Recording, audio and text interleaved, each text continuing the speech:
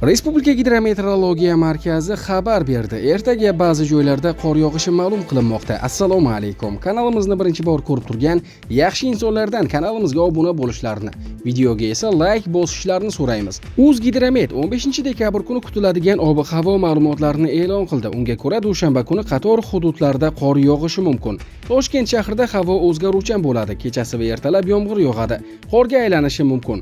Kunduzda yog'ingarchilik kutilmaydi. Shamol g'arbdan 3-8 metr sekund tezlikda esadi. Harorat kechasi 1-3 daraja iliq, kunduzi 3-5 daraja iliq bo'ladi. Qoraqalpog'iston Respublikasi va Xorazm viloyatlarida havo o'zgaruvchan bo'ladi.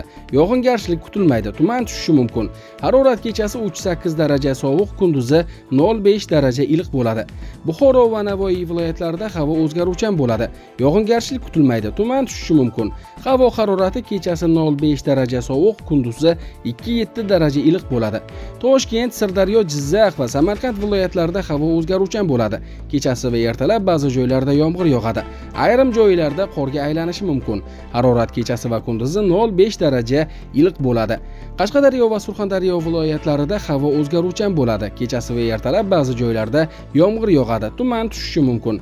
Havo harorati kechasi 2-7 daraja iliq, kunduzi 5-10 daraja iliq bo'ladi. Andijon, Namangan va Farg'ona viloyatlarida havo o'zgaruvchan bo'ladi. Kunning birinchi yarmida ba'zi joylarda yomg'ir yog'adi. Ayrim joylarda qorga aylanishi mumkin. Havo harorati kechasi 2-7 daraja iliq, kunduzi 5-10 daraja iliq bo'ladi. Respublikaning tog'oldi va tog'li hududlarida havo o'zgaruvchan bo'ladi. Vaqti bilan yog'ingarchilik, yomg'ir, qor ba'zi joylarda kuchli bo'lishi mumkin. Toshkent, Namangan viloyatlarining tog'oldi hududlarida qor ko'chishi xavfi bor. Shamol g'arbdan 7-12 metr sekund tezlikda esadi. Harorat kechasi va kunduzi 0-5 daraja sovuq bo'ladi.